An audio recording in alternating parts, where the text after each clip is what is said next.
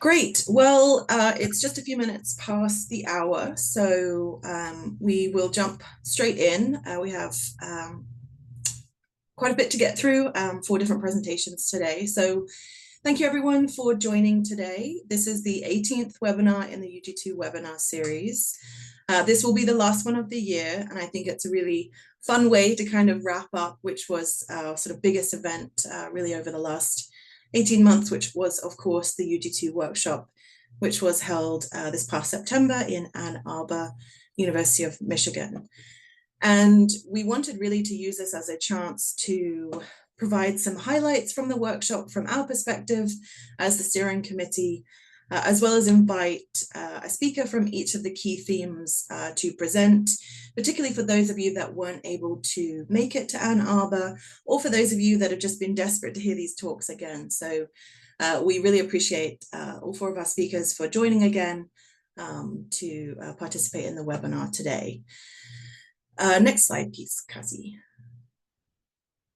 Perfect. So just a very brief agenda of the webinar today. I'm going to present a few of the highlights, as I said, with some photos, some of our objectives and sort of the key outcomes that we had, as well as our next steps to you all. And then, as I said, we've got 4 great presentations lined up to recap some of the presentations and offer another chance, I think, for some questions in our question and answer session as well. And then I'll finish just with a very brief business wrap up. Next slide, Cassie. As always, I like to take an opportunity just to thank our UG2 steering committee that work very hard behind the scenes and put up with all of my emails all the time. This year, particularly with the workshop, really wouldn't have been possible without all of their hard work and support. So I'm very, very grateful to have such a fantastic steering committee. Next slide. And our primary organizing committee for the workshop was comprised from steering committee members. Most of them are featured in this photo. There are a few folks that weren't in this photograph, but again, just a huge shout out to them. So much goes into planning an event like this, and we really tried desperately hard to make sure that we maximized the utility for all of you as a community. Next slide. And then, of course, I need to take one more chance just to thank all of our sponsors listed here. Again, this sort of event just isn't possible without the hard work and sponsorship from these people and these groups. So again, thank you to them. And we look forward to continuing to work alongside these groups. Next slide. So when we started day 1 of the workshop, we thought it was really important that we went through what we wanted to achieve. What were the main objectives of this sort of 3 days together as a community? And I just wanted to highlight those here, again, especially for those people that weren't able to attend. And sort of listed 1 to 5. The first, of course, was to come together and really talk about how we as a community can harmonize glider efforts. And this kind of ranged from data management, partnership development and collaboration also internationally with our colleagues and community, as well as bringing up the discussion again of sort of best practices and SOPs. We also wanted to have this chance to come together and share the new developments that we've had as a community. And this really was highlighted very well through our oral presentation sessions and our posters. Really where we could talk about novel glider applications, different requirements that were emerging, new developments in terms of sensors, and also gliders themselves. We also wanted to really talk about sharing and refining operational activities. We had a great breakout session talking about sustained observing networks. We talked about different modeling impacts, sampling strategies, and so on. And then importantly for me was, as UG2 coordinator, was to really look at identifying action items. So what do you as a community need from me as coordinator and from UG2 as this community user group? And I really walked away with a great list of action items, and I'm really excited to hopefully achieve those and continuing to ask what you need as a community. And then finally, and truly I think the most important thing, was giving this community the chance to come together after 2 years with just people that love gliders and everything about gliders and the research that can be done, and providing that chance to communicate with each other, to network, build partnerships, meet people for the first time, rekindle networking and partnerships as well. And that, I think, for me was my sort of favorite takeaway from this, was just seeing a great community really reconnect with everybody. Next slide. Just a few numbers here. We did have 140 people attend, which I think was a fantastic number given the size of the space we had, the agenda that we had, to really still make those breakout sessions function well and be useful. We were really excited to have about 35% of that number as early career and students. This is definitely a demographic that we want to focus on as we move forwards. It is one of our sub-focus groups as well for this steering committee, and something that I'm also personally passionate about is nourishing that community and providing opportunities to them. And then whilst UG2 and the workshop typically is North American focus, we were still really excited to have 8 different countries attend, and still have some of that collaboration from our international partners. Next slide. So I sort of said what we wanted from day one, and this slide really here kind of says what we walked away with on day three, some of the key topics that we covered and discussed. So this also will be featured in the report, which I will mention when I'm at the end of my slides. But really, we did walk away having talked about some of the advancements that we've seen in the last 2 years, both in terms of gliders themselves, as well as sensors and data collection methods. We did have some discussions about how we can operationalize best practices. We talked about sharing different experiences and strategies to make deployment, maintenance, data management more effective and efficient. We definitely did talk a lot about environmental monitoring. Again, those oral presentations and posters really provided the best way to showcase what's been happening over the last few years and future plans as well. A definite sort of highlight and key topic, I think, as always, was data and data integration, analysis and management. We did have a session dedicated to this for the oral presentations, as well as 2 breakout sessions really to focus on this topic. And then finally, we definitely had some chance to talk about where we're going in the future as a group. And I think this was a really important discussion. And this has really helped us look at sort of the near-term and the long-term action items as a community, which will be highlighted in the upcoming report. Next slide. I wanted now just to kind of run through some photos, just to sort of showcase, some of the sort of key highlights using photos. So again, this is just 2 of our steering committee members, Bob Kirkpatrick and Nick Rome, who's also a colleague of mine, running the registration table and handing out the swag that we had. Next slide. And then we had a really nice setup this year, and that's something we're taking into consideration for the next workshop, was having a big plenary space where everyone was part of, including the industry and the vendors. And it was just a great environment for the whole 3 days. Next slide. As I sort of mentioned, we did have several different workshop components, one of which was oral presentations. We had a lot of abstracts submitted for this workshop and had to work very hard to narrow these down to sort of the key themes that we wanted. But we had some fantastic presentations throughout the 3 days. Next slide. Another key component was these breakout sessions. So we really wanted to keep this sort of a true to form, dynamic, interactive workshop format. And the breakout sessions really comprised a large portion of our agenda each day. So I've just listed here some of the breakout, well, actually all the breakout sessions that we had. Again, these will all be described very thoroughly in the report for their outcomes, the objectives for each of the different sessions, as well as looking at opportunities and future directions and listing those action items. So this is also a great resource for those that attended but had to choose between different sessions.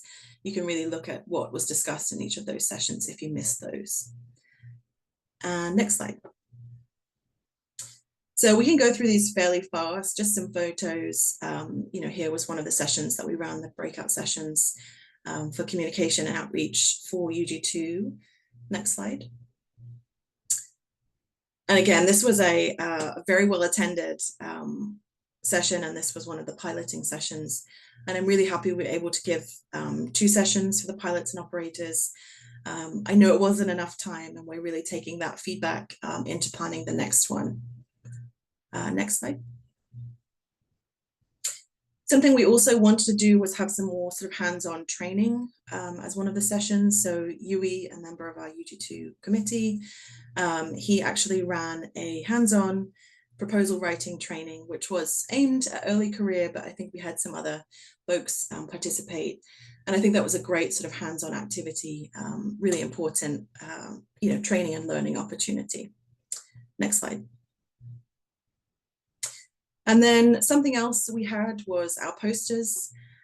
We were able to accept every poster submission, and we were very excited we could have these up the entire 3 days. And this was out sort of in the main area with the catering as well. So it was a great way to showcase research and sort of have those conversation starters over the whole 3 days. Next slide.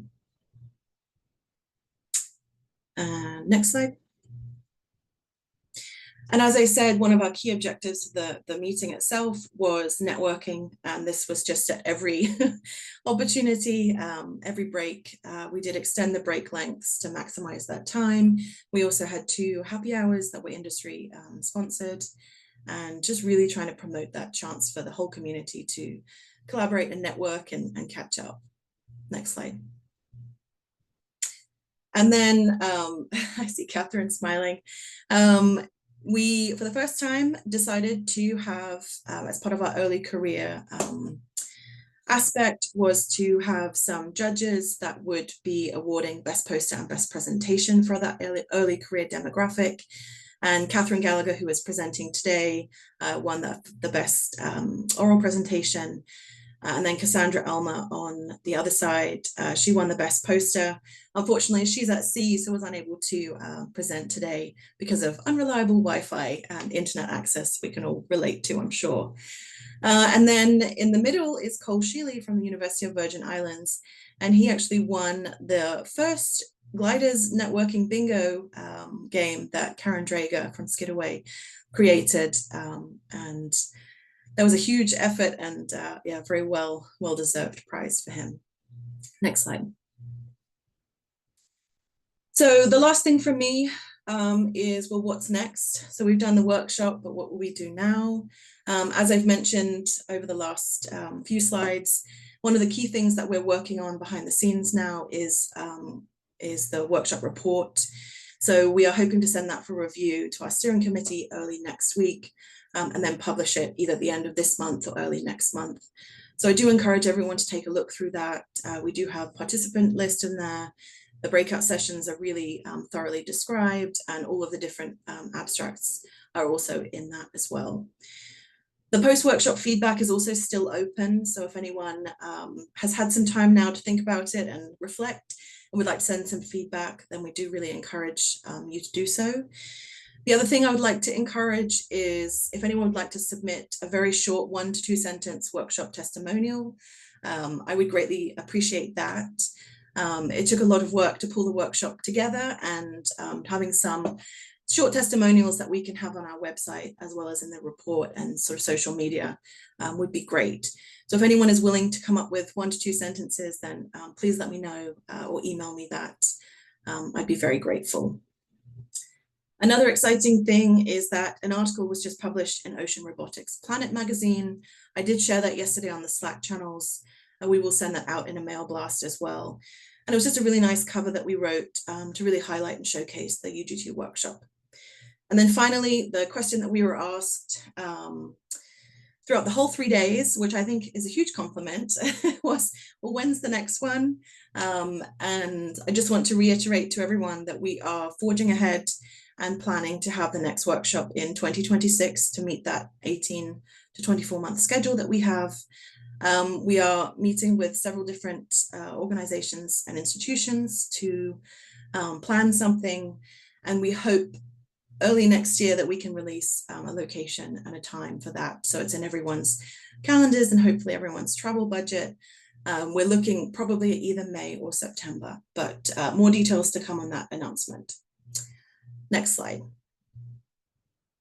Okay, so that's probably enough from me. I am going to now hand on to our four presenters.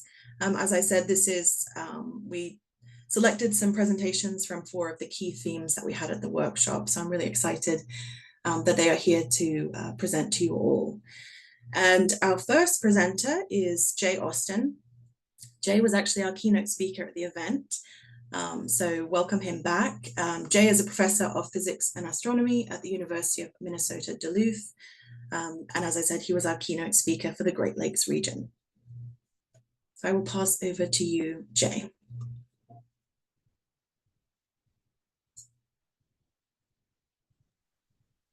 Thanks very much. My mute was on. Thanks for the invitation to speak in Ann Arbor, and thanks for the opportunity to speak here. Can you see slides? Yes, they're there. Yeah, perfect. Great. So again, my name is Jay Austin. I'm at the University of Minnesota, Duluth. Just a quick, my background, I was a joint program student with the MIT Woods Hole program in physical oceanography back in the late 90s. Postdocs at Oregon State and Old Dominion before moving to freshwater nearly 20 years ago now, and have really enjoyed being part of the Great Lakes community. I'm at a group at the University of Minnesota Duluth called the Large Lakes Observatory, which is a group of scientists across campus that have a common interest in understanding the sort of scientific underpinnings of how large lakes around the world work. So we're not just working on Superior, we're not just working on the Laurentian Great Lakes, but really have a sort of a global reach. I'm going to tell a science story today, but there will be gliders involved, I promise. And so I want to talk about a sort of a novel use case for autonomous gliders in fresh water. So very quickly, I want to talk about the idea that gliders are actually a very useful tool for working on large lake systems. I want to give you a quick overview of what the current sort of community looks like in the Laurentian Great Lakes, and then I'm going to spend the bulk of the time talking about what I think is either a novel or at least unusual use case for these gliders. And then hopefully there'll be time for questions at the end. I'm looking forward to that as well.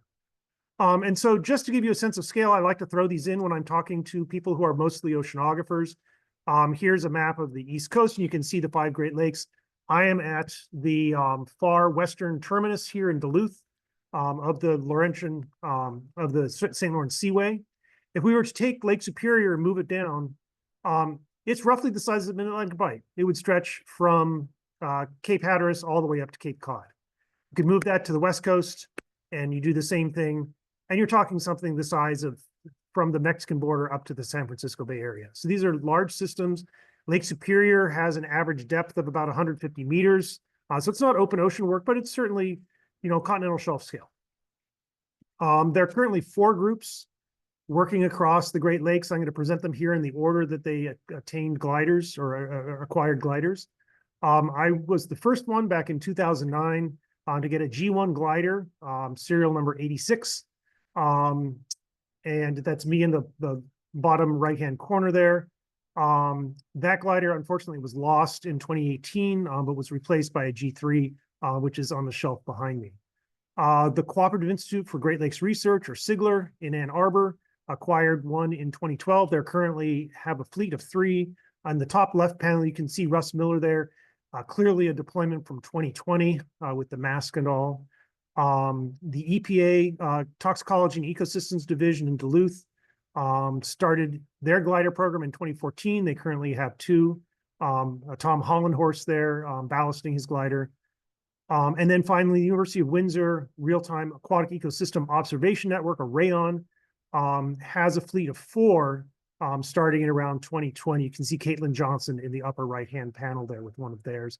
And then I have UC Davis in parentheses because Alex Forrest at UC Davis had their glider up with a micro rider to Lake Superior to help me with some of my convection work that we're going to talk about here. The work that we did in 2019 was just submitted to GRL. So here's the quick map. 7 of them down near Detroit and Windsor, 3 up in Duluth. And if anybody wants another glider and can get to 200 meters depth easily, I can tell you roughly where the one I lost is. We have a user group, the Great Lakes Underwater Glider Group, or GLUG, which is a small but collaborative and very effective user group that coordinates glider missions across the Great Lakes. Okay. So I want to talk about a science problem. I want to talk about something called radiatively driven convection. This is a uniquely freshwater phenomenon, and it occurs because freshwater has a really, really unusual property. Can you see the cursor? Okay, out here at relatively warm temperatures, density on this axis does roughly what you expect it to. As water gets warmer, the water gets less dense. And typically, you would have light water sitting on top of or warm water sitting on top of cooler water below. Below about 4 degrees Celsius, water does the opposite. It actually gets denser as we warm it up. One really interesting consequence of this is that if you're working in a mid to high latitude lake that gets cold in the winter, gets below 4 degrees Celsius, in the spring, when you shine sunlight on the surface of the lake, you heat it up and you actually make the water denser, and you can drive convection. If you have dense water at the surface, you end up driving convective cells. And it means that we can study convective processes in the absence of things like wind-induced mixing. Typical convective processes in the world ocean are dominated by regions of cooling, which tends to correspond to vigorous meteorology. And so here we can study convection in dead calm conditions as long as the sun is shining. And so just a really basic, almost too naive schematic of what's going on. If we start one day with a uniform water temperature, we warm up the surface, that water column is unstable, and convective processes will serve to rehomogenize that water column by the next day. The actual process is obviously a lot more complicated than what I'm showing here. And so what I want to talk about is a glider deployment that I did in collaboration with Michigan Technological University, which is up in Houghton on the Upper Peninsula of Michigan, right here. And we flew from Houghton up to Isle Royale, one of the largest freshwater islands in the world, and then the reciprocal course back to Houghton over a period of about 6 days. Again, Duluth over here in the far western part of the lake. And so here are data from that deployment over the course of 6 days. I'm using time as the horizontal axis. The upper panel is temperature anomaly. So I'm taking out the vertical average. And specifically, you see these little yellow dots that occur on a diurnal basis. A region here, a region here, a region here, a region here. And then in the bottom panel, I'm showing chlorophyll fluorescence, not chlorophyll concentration, but chlorophyll fluorescence. These sort of parabolic cutouts at the top are regions where the sunlight is bright enough that it overwhelms the photosystems of photosynthetically active organisms, and they can't fluoresce. Not that there's not chlorophyll, it's just that it's not fluorescent. So we see these patches of low fluorescence water. And below those patches, you can see these little dots, regions of the glider passing through a region of this low chlorophyll fluorescence.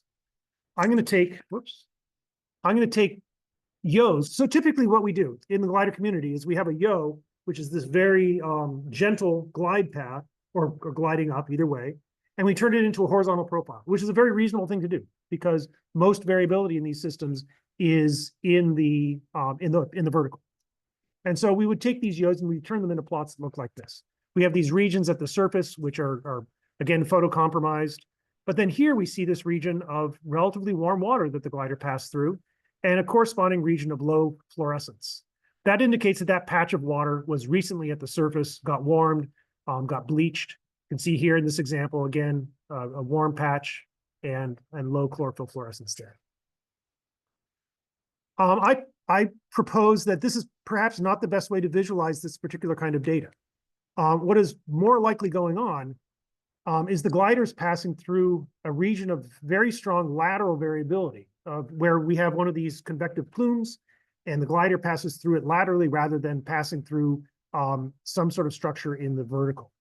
I've sort of as a joke, I've used the background here is upside down, because this idea of warming at the surface really turns most people's idea of thermal convection on its head, where typically we think of warming at the bottom, like oil in a pan or something like that. Here we're heating at the surface and driving convection. So maybe a better way of visualizing this data is to think of it in terms of a long track distance, as opposed to vertical position.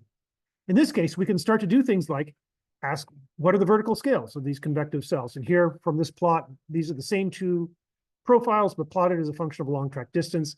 And you get the sense that the scale is on the order of 10 or tens of meters for one of these convective chimneys. So what we can do with that is we can imagine a field of convective cells. And so this is a plan view of convective cells, each one of which is going to have a chimney of warm water that extends down or convects down into the lake. The glider along its path is going to occasionally pass through one of those chimneys, and at other times it's going to miss.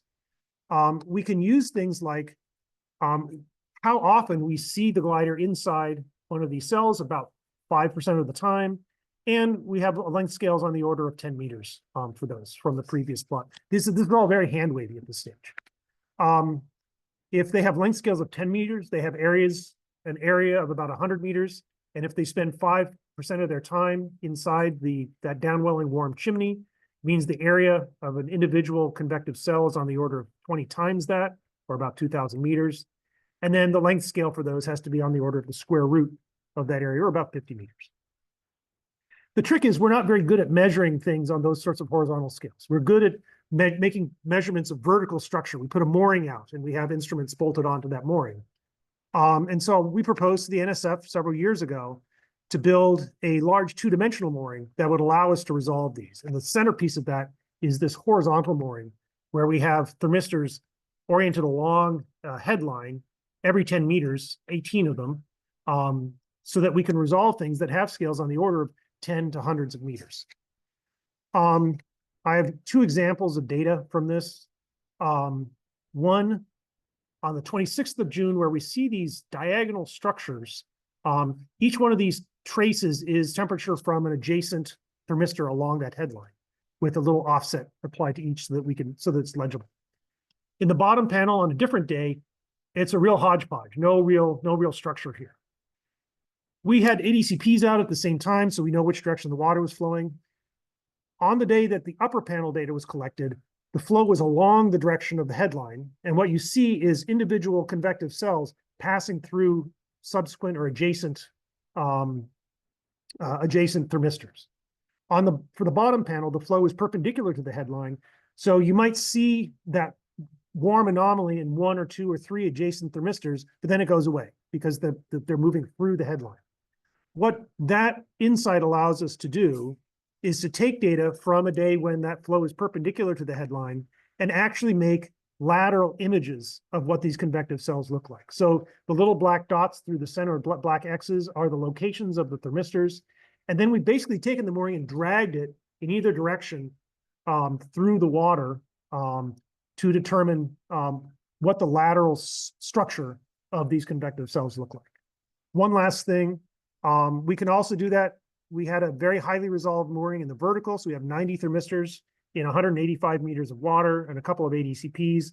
And it allows us to play that same game of taking the mooring and pretending that it's moving through the water, sensing these slowly developing convective cells. And so we get images like this. This one is a little bit better. You can see these plumes deepening over time. You get a sense of their their horizontal and vertical scales, their vertical coherence on the order of many tens of meters, up to 100 meters in some cases. And while these temperature differences look small, on the order of a few tenths of a degree, this process effectively mixes a few hundred meters of water in a space of a few hours. And so it's an extraordinarily effective mixing mechanism for these large lakes.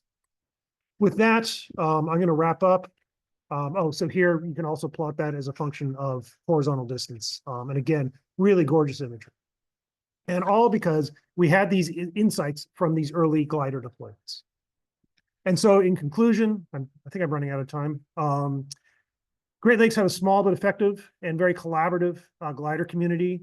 Gliders are a great tool for these systems. We don't worry about tides. We don't worry about salt. It allows us to do interesting things that hopefully will inform processes in the coastal ocean. And then finally, interesting use case that I don't see very often in the literature is that we can use these to study lateral variabilities on very small scales, relatively straightforward, because of the nature of glider flight. So anyway, with that, I'd like to thank the Great Lakes Observing System, which is the Great Lakes Regional Association of IUs, the National Science Foundation for a lot of this funding, my colleagues at the Large Lakes Observatory. With that, I'll take questions. I have an email address there if people are interested in reaching out to learn more about this stuff. So, thank you. Thank you, Jay. Are there any questions? I see a few. Yeah, I think there's a hand up from Morgan. Okay, I don't know how to see that. Oh, thanks, Georgia. Hey, Jay, it's Morgan. I had a question. So you did the study in Lake Superior. Have you done anything similar in Lake Michigan? I'm currently working through some data from CSMI from 2015 and 2021, where we see an interesting change with DCL shift off of the coast of Lake Michigan. And so I was just curious if you've seen this kind of convection anywhere else and what your thoughts are as in reference to like fluorescence and chlorophyll. Yeah, so Carrie Troy's group at Purdue, a student of his, David Cannon, have published some work on convection in Lake Michigan. I've not actually looked at Michigan data for that particular aspect. I'd be happy to discuss that with you more offline, if that helps. But I'm happy. Do you know what season that was? Ooh, that's a good question. I haven't looked to see if it's collective or if it's spring, summer, or fall yet. But these convective processes are really only manifest themselves in the spring as you're transitioning from a cold lake into a summer stratified lake. Perfect. I can follow up with you offline. Thanks, Jay. Yep. Great. We have time if anyone else has another question. I'll just throw out there for Morgan. Sigler Russ Miller would have almost a decade of repeated glider transects from Muskegon to Milwaukee. So he'd be a great one to talk to you about that as well. If you were mainly interested in DCL. Yeah. Yeah. And I mean, thanks, Hayden. DCL structure is real. I mean, one thing the glider data gives you that a mooring or CTD cast doesn't is this idea that these DCL are extraordinarily laterally coherent. I have, loads of repeat data from Superior showing, features that are tens of centimeters thick, but extend for tens of kilometers. Again, another great use case for gliders. Fantastic. Well, thank you so much, Jay. Really appreciate your time. Thank you very much for the invitation. And with that, we'll move to our next presenter. And next up is Katherine Gallagher. She's a senior postdoctoral associate at Stony Brook University. And as I mentioned, she was awarded the best oral presentation in our early career category.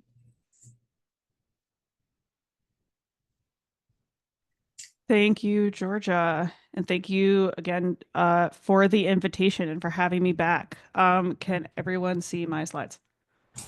Perfect. Awesome. Thank you guys so much. Well, hello again, everybody. For those of you I didn't have the honor to meet in Ann Arbor, my name is Dr. Katherine Gallagher, and I'm a senior postdoctoral associate at Stony Brook University.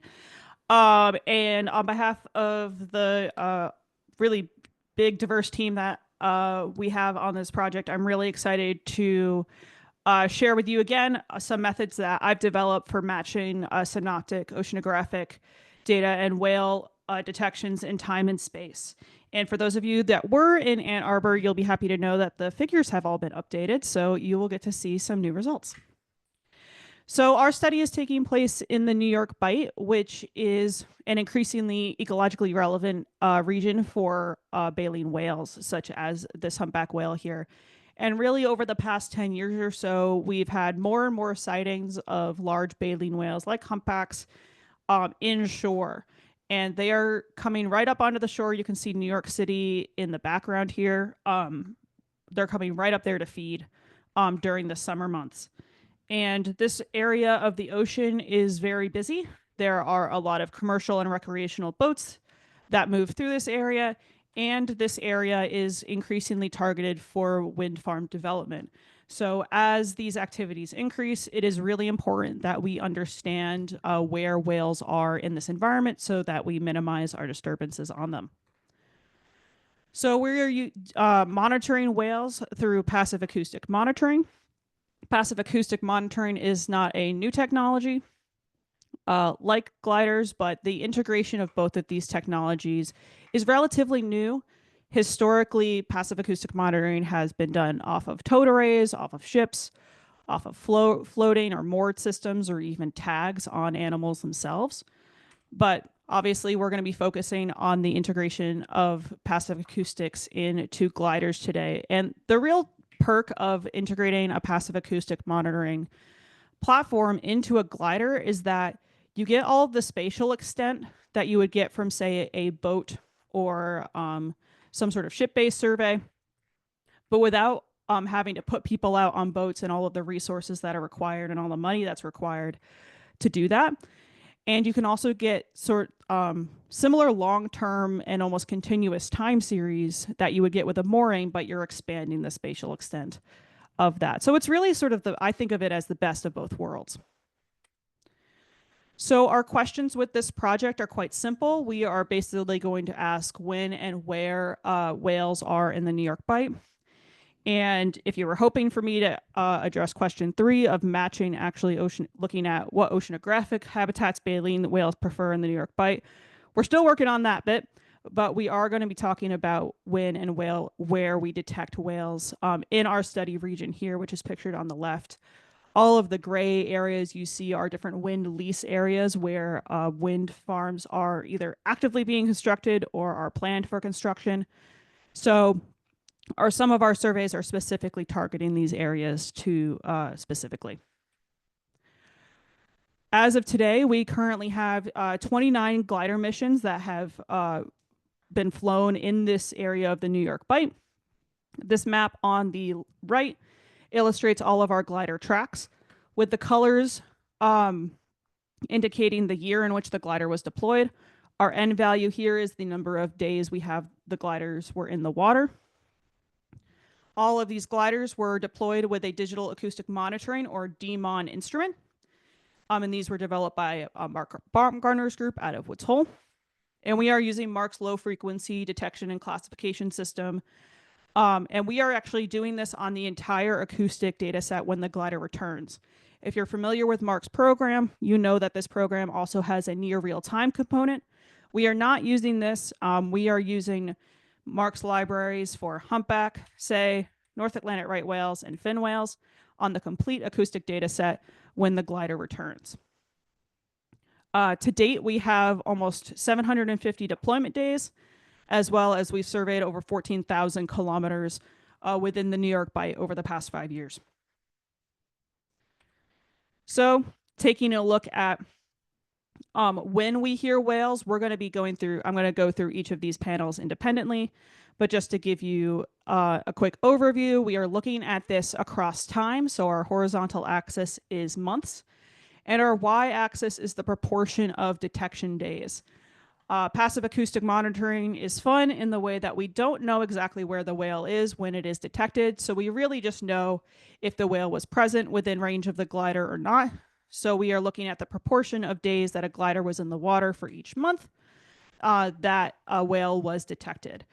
And this is averaged across all of our 29 missions, and the error bars are standard deviations across those 29 missions.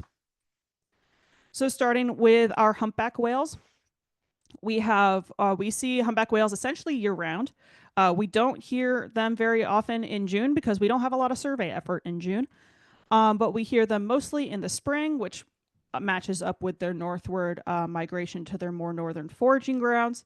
But we do hear them at lower calling rates less frequently in the summer and then in the winter. Our sei whales are one of the endangered species that we are detecting in the New York Bight. So we don't hear them as often, but we primarily hear them in the spring months and a little bit in the summer.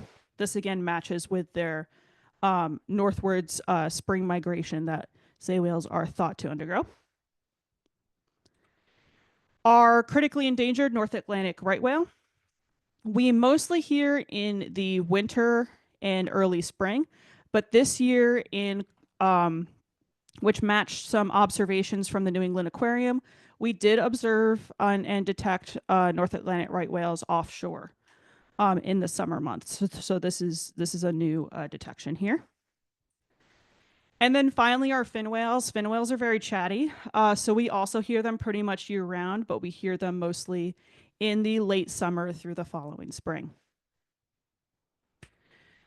So when we want to sort of map these to where the glider was in space, there are a lot of other things that we need to consider. Sound moves weird in the ocean, and it is very difficult to sort of consider all of those things. So what we've done is we've considered both the spatial correlation of the autocorrelation of the calls. The humpback whales can call continuously, almost continuously for days, hours or days at a time. So if you hear a whale one day, you are very likely to hear a whale the next day. So we need to take that spatial autocorrelation based on the glider location into account.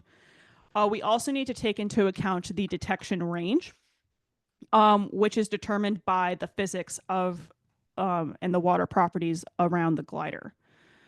What we've done is we've calculated both the spatial decorrelation scale, so basically when that autocorrelation becomes zero, and we've done a very basic range detection calculation using previously published source levels, as well as pulling broadband noise levels out from the acoustic data and calculating transmission loss under a best case scenario to build both theoretical detection ranges as well as and comparing that to this decorrelation scale. We're taking the larger of those two values, which in almost all cases is the spatial decorrelation scale, and using that to build a square grid within our study area that looks a little something like this. This is the square grid for our humpback whales. Each of these maps represents a different season. So we have winter, spring, summer, and fall. And we are only showing the grid cells that are surveyed here. The color of the grid cells is the number of detection days we have detected a whale in that grid cell across all of our missions, normalized by the number of kilometers surveyed. Because this is a square grid across this study area, the survey effort is not equal throughout the study region. So we wanted to take that into account. Also, these different colored shapes are our different colored wind lease areas that were on our first figure, just so you know where those are. Humpback whales, we heard pretty close to shore in the winter, but basically heard them everywhere in the springtime. And then they were heard more further offshore in the summer and fall.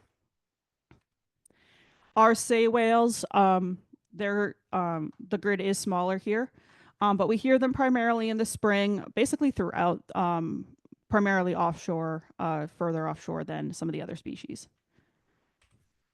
Our North Atlantic right whales, we heard close to shore in the winter and then further offshore in the spring. They were exclusively offshore this past summer. These summer detections are only from 2024. And then they're found pretty much throughout the continental shelf in the fall. And then finally, for our fin whales, we hear them closest to shore in the winter, and then they kind of follow similar patterns as the other species where they are everywhere in the springtime and then further offshore in the summer and fall. So what does all of this mean? We've basically shown that gliders are a great platform for monitoring for passive acoustic whales and have corroborated previous studies using other methods that baleen whales are present in the New York Bight throughout the year. We observed known spring migration patterns of humpbacks and sei whales, and we are also able to corroborate the observations of North Atlantic right whales offshore this previous summer. So what's next? As I mentioned, we're just starting to move into this. So we are going to start matching the oceanographic data with whale presence absence on these spatial grids. And we're going to ultimately try to build habitat suitability models for the New York Bight using this data so that we can try to better, possibly as much as we can, better predict where whales might be found in the New York Bight. With that, I want to say that all of this would not be possible, especially this group knows that this wouldn't be possible, not only without the funding sources, which come from state and industry partners, but also without the glider teams and pilots that make all of this possible. I'd also like to especially thank Maricus for providing some of the funding and some of the gliders that were used in this project. And with that, I'll take any questions. Thank you. Thank you so much, Katherine. Any questions?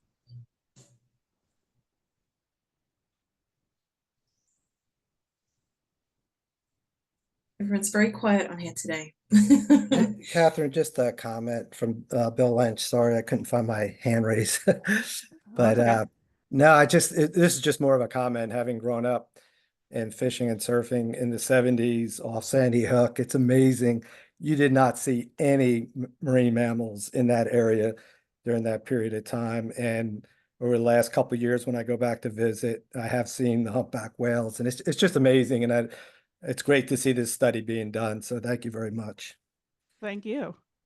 Yeah, it's absolutely crazy. It's definitely something I have not seen it a whole lot since moving to Long Island, but I know it's just absolutely crazy how these things are shifting. And unfortunately, one thing that does happen is that the whales are inshore, but you may have noticed that a lot of the detections in the summer, like in the fall when they're coming up on shore, we're not picking up because the glider is either not inshore enough, or the whales just might not be calling. There have been studies out of New York, like New York Harbor in New York City, where they have passive acoustics in the area, and they're seeing whales on whale watching boats, but they're not picking up the whales on a very, very close passive acoustic system. So it's a fun dynamic that we have to deal with.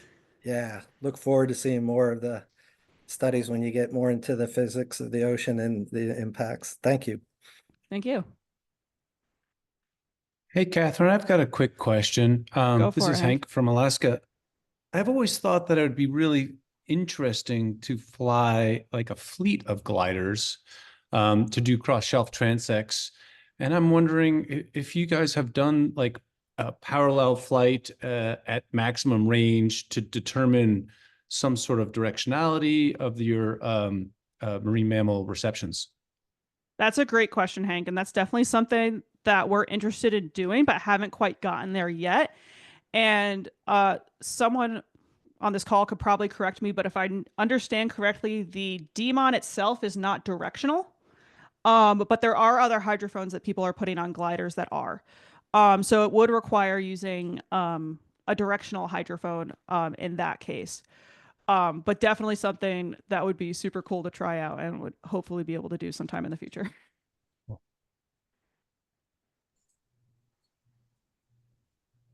Great. We've got time for one more question if anyone has a question.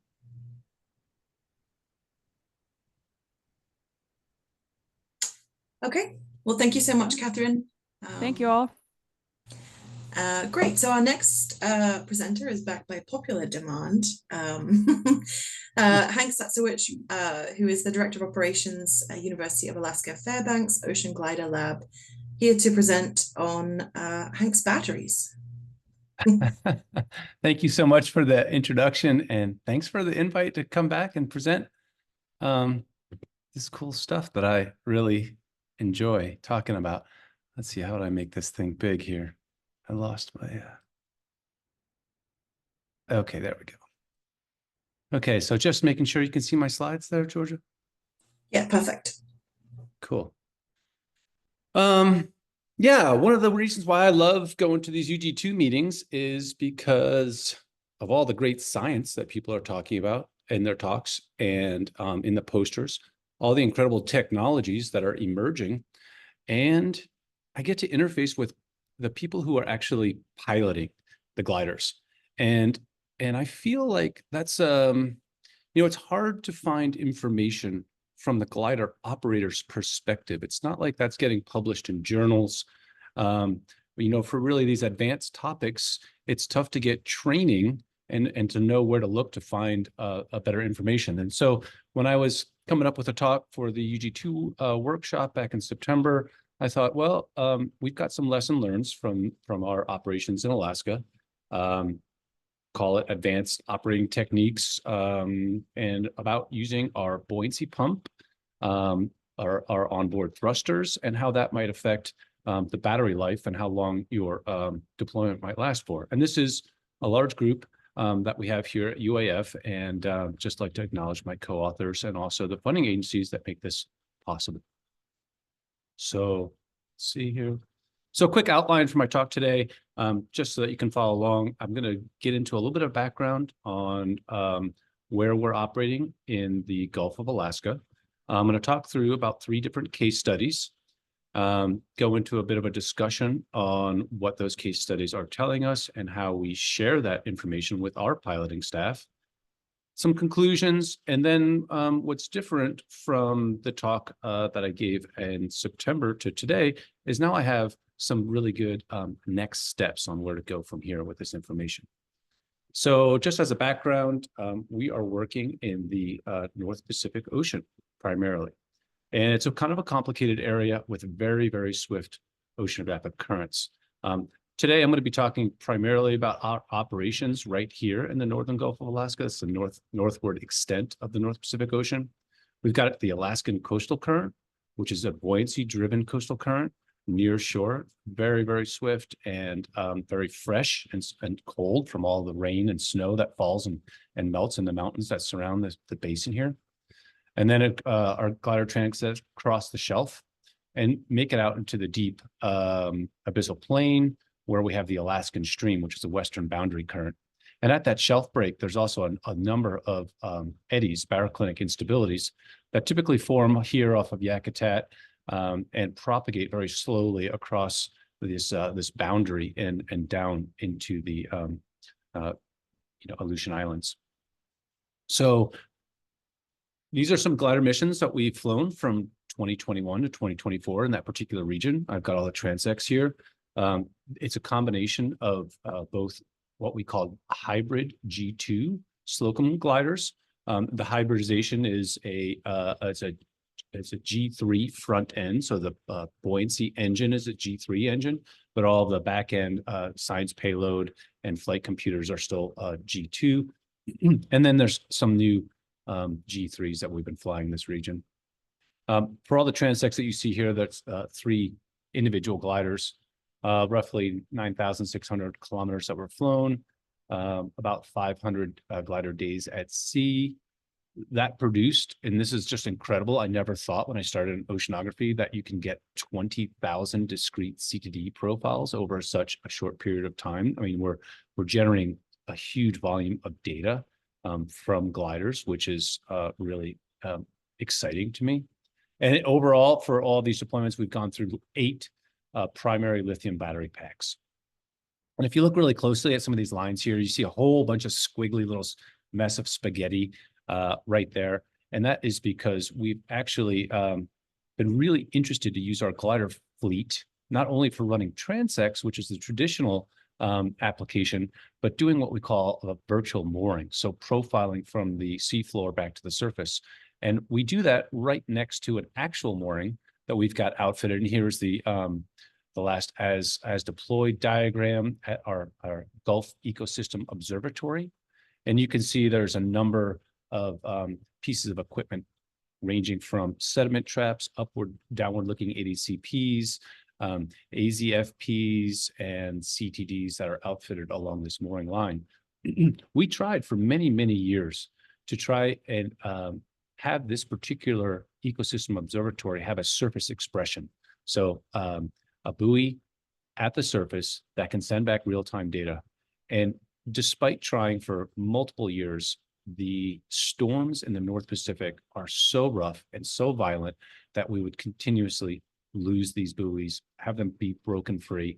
And it's common after speaking with the folks from NDBC that we're not the only ones who have had trouble maintaining surface buoys. And what we found is our gliders are a perfect way to observe that surface, the upper 20 to 30 meters.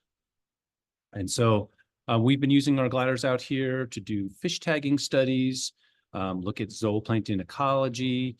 We monitor the spring bloom, which is perhaps one of the most biologically important events of the year. And we're also working really hard with our partners, both at the North Pacific Research Board and within the NOAA fisheries management groups to apply what's called the ecosystem-based fisheries management model. So we're feeding data from the North Pacific back to the folks who are setting quota for commercial fishery applications. And in Alaska, that has a large economic impact on their state.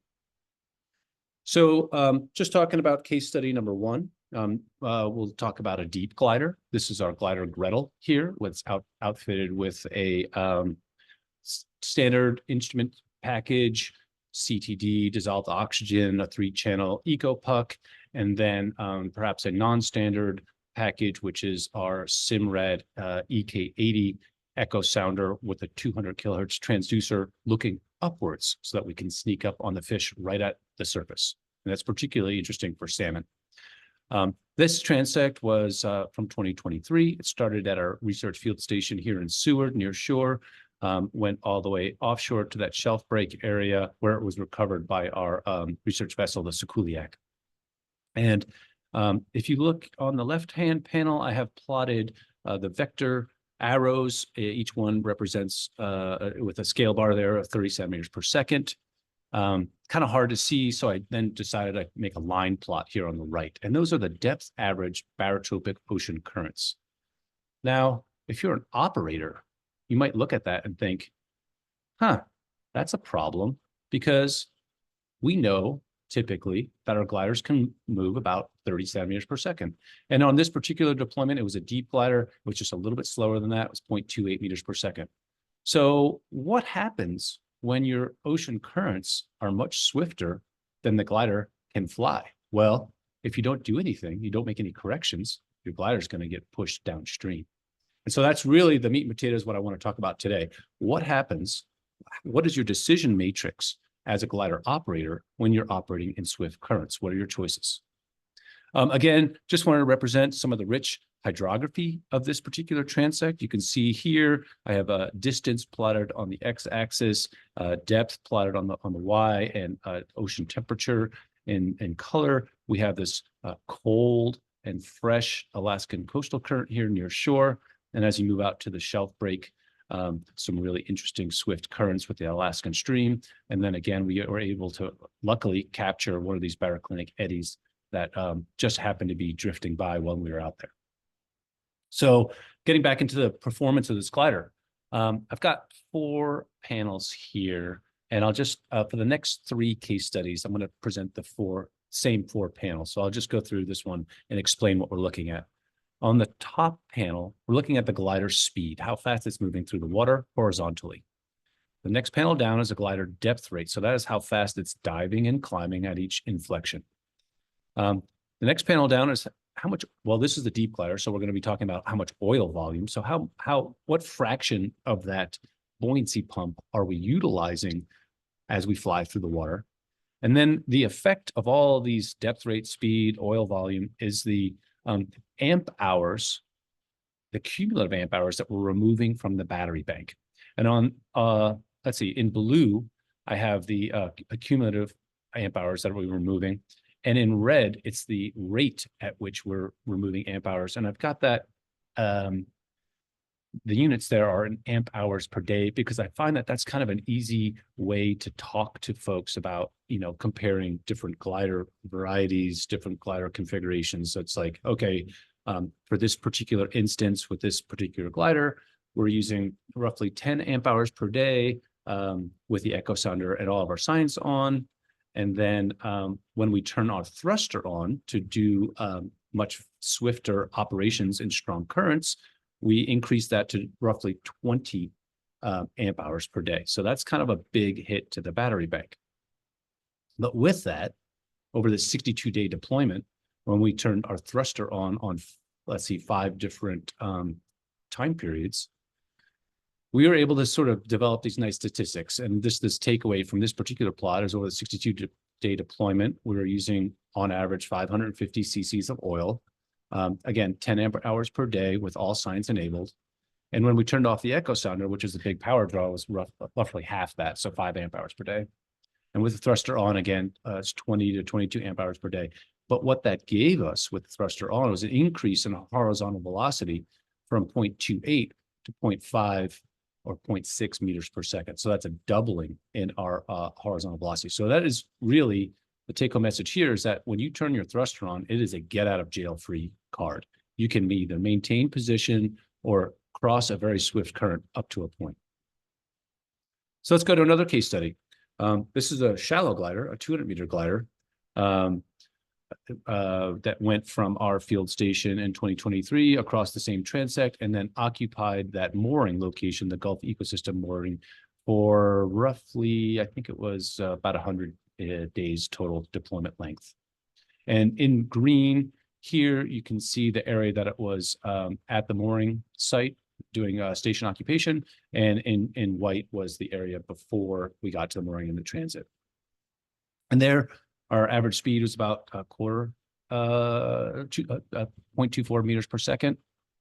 And you can, if you've been looking at ocean velocity data for as long as I have, you can see, well, that looks a lot like a tidal signal.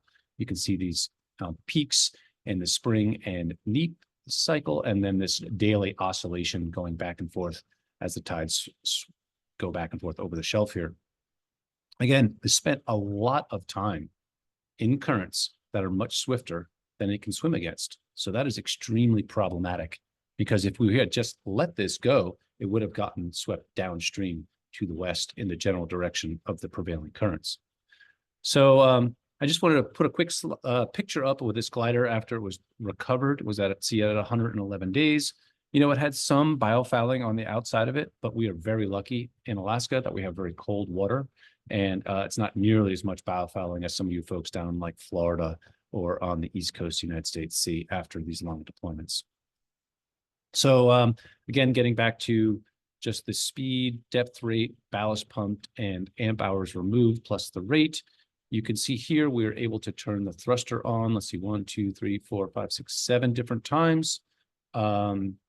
We were using a little bit less ballast to both get out to the station and when we were station keeping. And we saw this glider was consuming on average 4 amp hours per day. And then when we turned the thruster on, we were consuming about 16 amp hours per day. And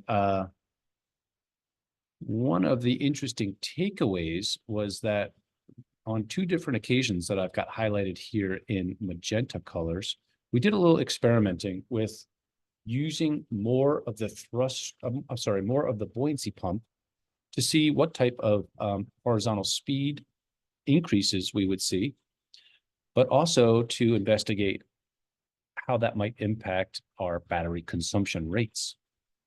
And what we found with this just 2 short little tests here were that we increased our speed by about 10 centimeters per second with a very, very, very small impact in our battery consumption rates. And so we thought, okay, this is a really interesting technique that we should keep in our back pockets for future operations. And that takes us to this year's operations. And this is a plot from June of the same 4 variables, speed, depth rate, ballast pumped, and amp hours removed. And in this particular glider deployment, we were able to increase our speed to be able to stay on station close to that mooring to achieve all the scientific objectives of the study while maintaining a very low power draw just by increasing the range of the buoyancy pump when we're being affected by very swift currents. So on this particular study, it was a much longer deployment because of the power savings. And we yeah, we're able to achieve all of the scientific objectives for a much longer duration, saving us money essentially because we didn't have to turn this glider around quite as often. So what's going on here? Why does the depth rate make such a big impact on the power consumption? What happens is that at the apex of your dive, when the pump is pressing up against all of that water that's stacked up on top of it, there is a huge increase in the load on the glider's battery pack. And so it goes from roughly 5 watts when it's just gliding with science on to almost 60, maybe even 65 watts instantaneously for a very short period of time at the apex of that dive until that buoyancy pump is then set and you start your glide back to the surface. This happens at the apex of every dive. So the more often you are inflecting at the apex of your dives, the greater an effect this might have on your battery consumption rates. And you can see here, there's also a very significant drawdown in the battery voltage. And so for our echo sounder, this has got a big impact because if we are trying to turn on the echo sounder at, say, the apex of the dive, simultaneous to the inflection point here, we'll have a low voltage condition, which can cause an abort. And so I think glider operators need to be aware of this and stagger the turning on of different sensor packages that have high current draws. This is an effect that was well documented in a paper by my colleagues back in Canada, where they put something together called the best practices for operating underwater gliders. And this was in Frontiers in Marine Science that came out in 2023. And it's basically showing that during deeper dives, there is a larger power draw. And that is primarily due to this inflection point, high current draw situation. And again, I think this is a really fantastic paper. And I recommend that all the glider operators check it out. So why is this important? Well, I think that battery capacity continues to be the single limiting factor determining deployment duration and effective vehicle range. So if we want to get more gliders into the ocean, we really are up against a wall here because the lithium 4S battery packs only have 550 amp hours. And so you have to fly your gliders more efficiently if you want them to be in the ocean for longer periods of time. Now, how do you fly your gliders more efficiently? Or how do we get more information about what those batteries are actually doing on board the gliders? And right now, I think that there's a lack of really good information. If you look at the top right, that we have an example of the 4S voltage curve. And as glider operators, we're taught that the voltage drawdown continues to a point where there is a cliff. And at that cliff, you have roughly 15% of your battery capacity left. And if you're an operator, that means caution because you better think about getting your glider back rapidly. But if you look at the two curves that I have here on the bottom, you can see that the cliff occurs at very different rates depending on the temperature that those batteries are kept at. So if you're flying in a cold ocean or a tropical ocean, also there's a huge difference when you might hit that cliff depending on how hard your batteries are being worked. So how many amps you're drawing out of that battery pack. And that information is really not readily available to a glider operator. In addition, I think that there's a caution signal that should be pointed out here, which is that my dear friends at Teledyne have not updated the battery endurance tool since 2012. So we're in 2024, going on 2025. And in the last 12 years, there's been a tremendous number of advancements in battery technology and advancements in the gliders themselves with new buoyancy pumps and so on and so forth. But the industry has been lagging behind in sharing that information with operators. So again, I just want to give just this quick economic model that I came up with to really sort of bring this point home. And I wanted to kind of propose this hypothetical situation where you might want to be doing 365 days of monitoring in a particular location. How much is that going to cost you in terms of battery packs? And if you just assume that a battery pack lasts 90 days at 100% drawdown, then you might need to spend roughly $80,000 to achieve that objective. However, if you are only drawing your battery pack down to say 60% and then doing your turnaround, well, that would cost somewhere on the order of $130,000. So the difference there can be between $30,000 to $50,000 US, and that's a huge deal. And if you imagine that's just one glider group operating for 365 days, what if you take the entire IUCE program and add that together as a lump sum? And let's say we're doing, I don't know, 20 or 30 or maybe even 100 glider deployments per year. This number is critical for us to be able to efficiently collect data from the ocean. And if you include vessel charter time and technician time, those dollar values increase between $80,000 to $200,000. So in conclusion, I found, and I like to teach our glider pilots that are coming into our group, that we have 3 modes of operation. It's kind of like a red light, yellow light, green light situation. Green light being cruise control. You're using plus or minus 300 cc's of the buoyancy pump. You can make about 0.24 to, let's say 24 to 30 centimeter per second headway, and you're consuming between 3 and 6 amp hours per day.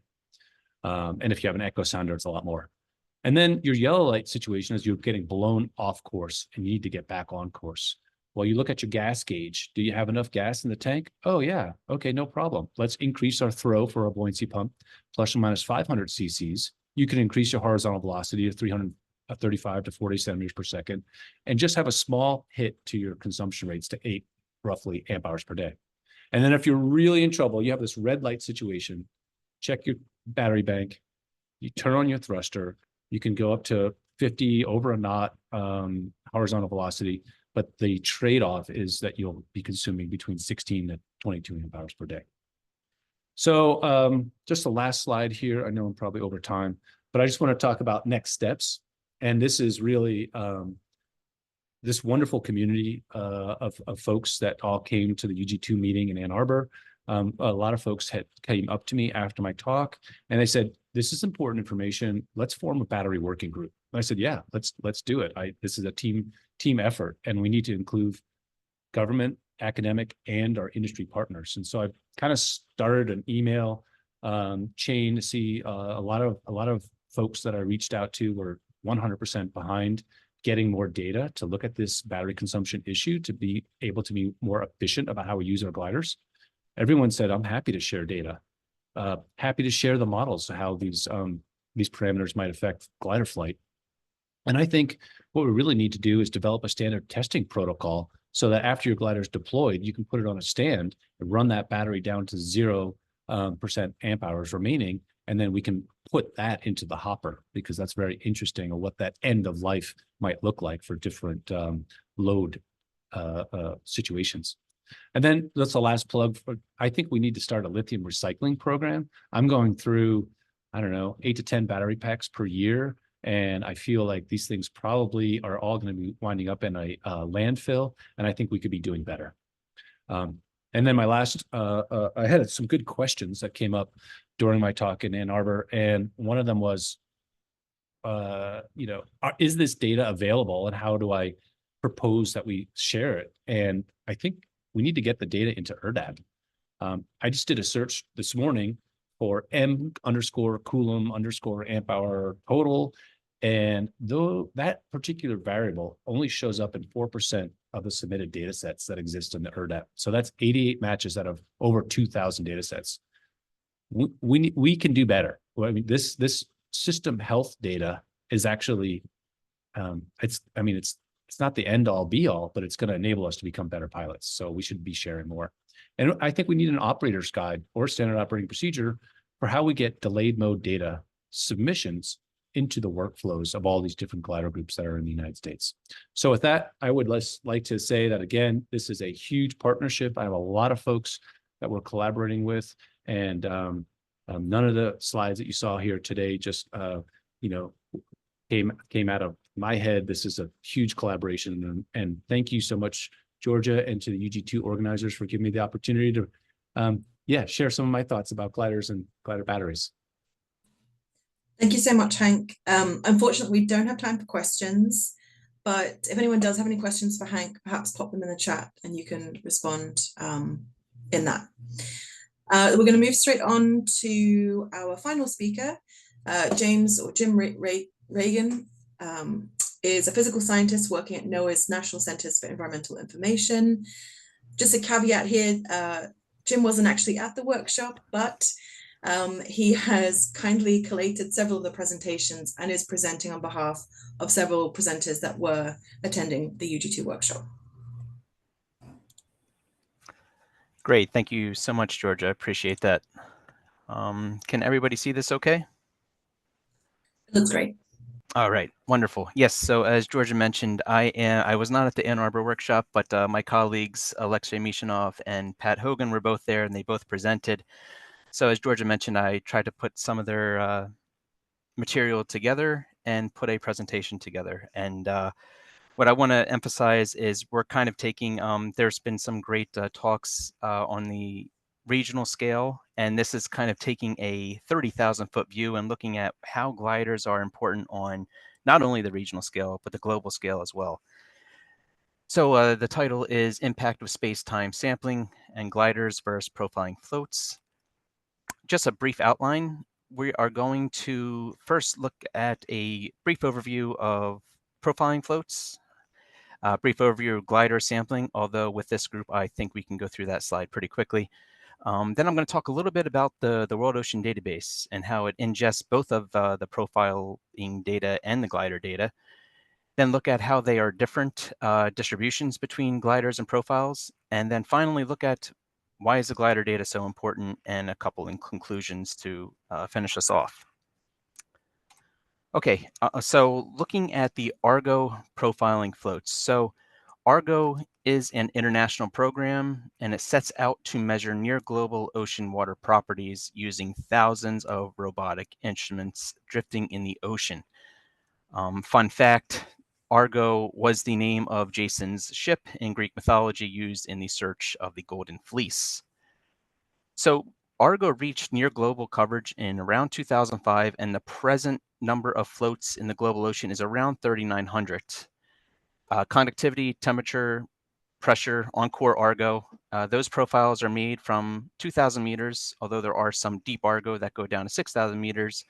And that's from 2,000 to the surface about roughly every 10 days. Some floats are equipped with biogeochemical sensors, and some floats, as I just mentioned, are deep Argo. Now, Argo primarily measures in the open ocean, so the bottom depths must be greater than 2,000 meters, and we can't really control them remotely. And this is just a quick schematic of how the floats work. So ship will go out, they will deploy an Argo float. That Argo float will sink down to about 1,000 meters, drift around for about 9 or 10 days. Then it will go, it will deepen down to 2,000 meters. When it's ready to take a profile, it'll go down to 2,000 meters and then rise vertically and take a profile of that 2,000 meter area. That data will be transmitted to satellite. We would get that data, and then it would repeat that process. So go back down to 1,000 meters, drift around. When it's ready to take the profile, go down to 2,000 meters and back up. And that happens every 10 days or so for the lifetime of the Argo float. Now, this is the current distribution as of November 4th, the current geographic distribution. And what you'll notice is on a global scale, Argo's doing a pretty good job. We have a good amount of measurements in all major ocean basins outside of the Arctic. And overall, on a near global scale, yes, we have lots of observations. But what I'm going to show in a minute is there are some regions where we don't have observations, and that is mostly along the shelf zones. So really critically important ocean zones that we need more data. And as you might have guessed, that's where gliders come in. Okay, so this one is the slide that I will go through nice and quickly. So of course, gliders, they take the sawtooth ocean profiles. They are high spatial and temporal resolution. They can access the shallow depth regions, so i.e. On the continental shelves. They are customizable tracks, remotely controlled, and they are mostly regional with some cross-basin tracks. And this is just a quick schematic of the spray glider. Again, I can go through this quickly based on the audience here. Okay, so let's talk about where all that data goes. And one place it ends up in is the World Ocean Database. And the World Ocean Database is a global in situ ocean profile database where all the profiles have been uniformly formatted, checked for uniqueness, and quality controlled. Observations actually go back all the way to 1772 through present day. Now, there are a lot of different instrument types in the World Ocean Database. There's bottles, MBTs, XBTs, CTDs, as we talked about, profiling floats, moored and drifting buoys, gliders. There's also pinnipeds. There's a lot of different ocean profile data from different instrument types in the World Ocean Database. Now, the World Ocean Database is a flagship product of NCEI, and it really provides the foundation for multiple other products. Some of these other products being the World Ocean Atlas. These are global climatologies of temperature, salinity, oxygen, and so forth. There's also global heat and salt content. And what I want to draw your attention to is this plot on the right here. And this is the data distribution by probe. So think of it as by instrument type. And as of a couple of days ago, we have about 19.1 million ocean profiles in the World Ocean Database. But what I really want you to look at is what has happened over, let's say, the last 15 years or so. You can see the PFL. So this is your Argo profiling data in gray. And we're averaging, a little over 150,000 or so profiles a year, and glider as well. We're talking hundreds of thousands of profiles a year. So these two have really become the primary ocean observing system in the global ocean. Now, if we look at the actual geographic distribution of that data, on the left you see glider. And what you'll notice is glider is heavy along continental shelves. There are some cross basin tracks that you can see here and here. You can see Australia has lots of gliders around Australia. And then if we look at Argo, we see, okay, wow, there's a lot of orange and red in the open ocean. But what I want to really stress is that there are limited profiling float observations along the shelf. So if we just look at the east coast of the US, along the Gulf Coast, again, it's hard to see in this image particularly, but it's mostly green, black, and this is just the total number of observations in a 1 degree bin. So we don't really have that many profiling floats in this area, but what we do have are a lot of glider observations. And glider observations, we have almost, I believe we have over 3 million total profiles now, but as of WD23, we had about 2.97 million total profiles, and profiling floats as of the end of 2022 was about 2.75. So not far off, but you can see the geographic distributions are very, very different. But they complement each other. We have a lot of gliders along the coast where Argo doesn't really penetrate. So looking at just the distribution per year, and we already saw this before, so I'll go through it quickly, but you can see gliders are a couple 100,000 profiles per year from 2012 through 2021. And the total number of Argo floats, again, a little over 100,000 once we kind of reach this global coverage, which is around 2005, 2006, we have well over 100,000 total profile casts per year. And then if we look at the distribution by depth, so this is just a number of observations from gliders at each depth bin. So you can see between 0 and 50 meters, there are a lot of glider observations. Now the profiling floats, excuse me, are more uniform in their measurement. Measurements basically from 1,750 meters all the way up to the surface, whereas gliders are really concentrated. A lot of data concentrated in the upper couple hundred meters.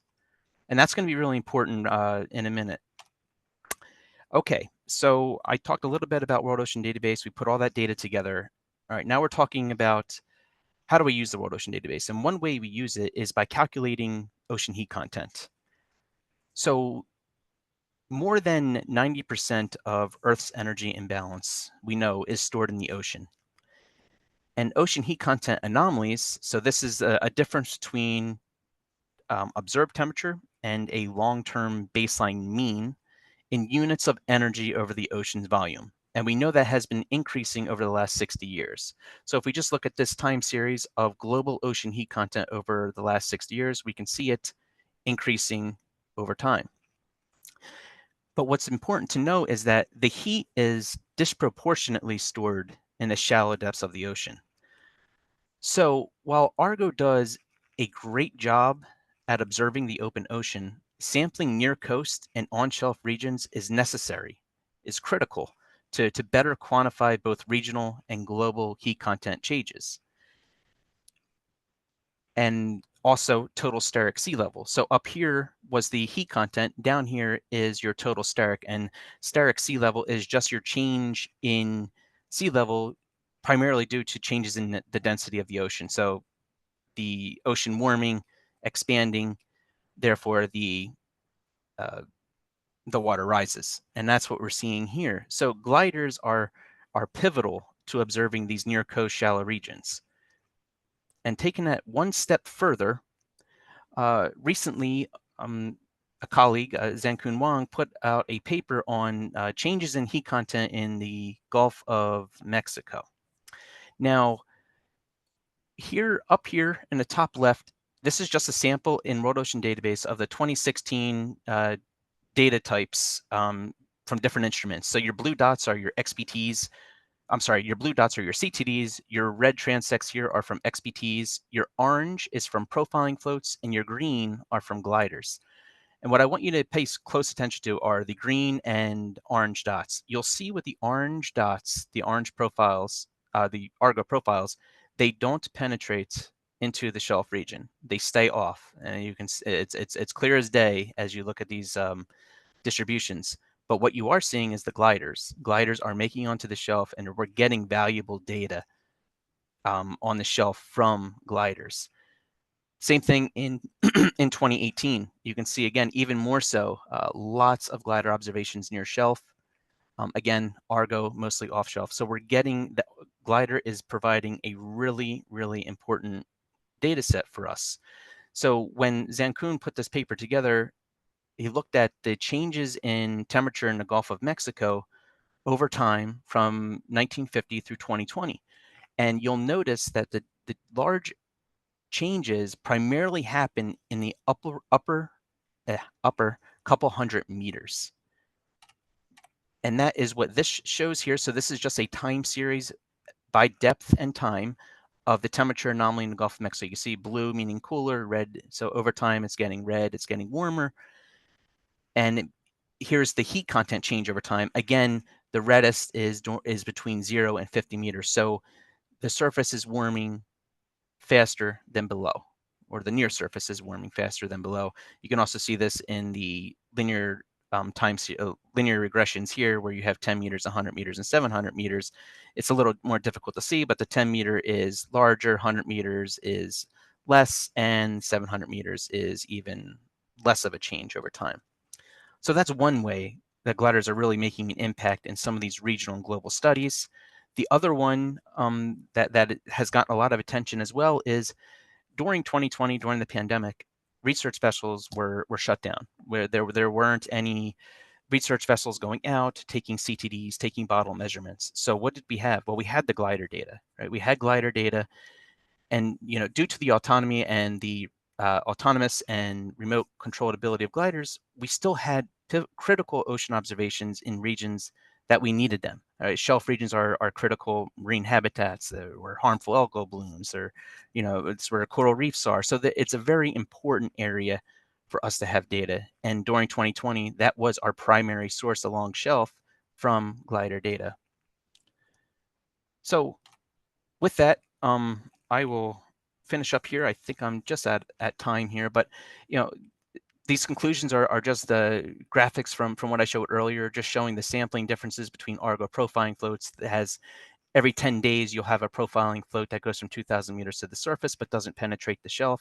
Whereas gliders, you get very high resolution in both your temporal and horizontal scales. Looking at the different distributions, they really complement each other in the World Ocean Database between gliders and profiling floats. And finally, looking at just how important they are not only for regional changes in temperature and salinity and things like and other variables, but also on a global scale, because most of that heat is being captured in the upper ocean. And with that, I just want to say, gliders are truly an integral part of the global and regional ocean observing system. And with that, I will wrap up. Fantastic. Thank you so much, Jim. Are there any questions from anybody for Jim?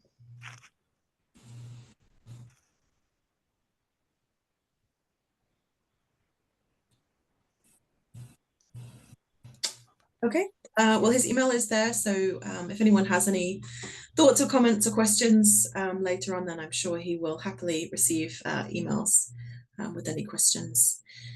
So we are at time. So I just want to say again, huge thank you to our 4 presenters and a huge thank you as well to everyone that made it to the workshop. It was a really great few days, and as my first experience coordinating that workshop and being there, it was yeah, truly fantastic and great to connect and collaborate with everybody. And we look forward to the next one. This is the last webinar for the year, so we will return likely in January with the next webinar, and then just keep an eye out for that workshop report, which is headed everyone's way by the end of the year. So again, just a huge thank you to our presenters, and yeah, happy Thanksgiving and happy holidays to everyone else. Thank you, Georgia. Happy holidays. Thanks.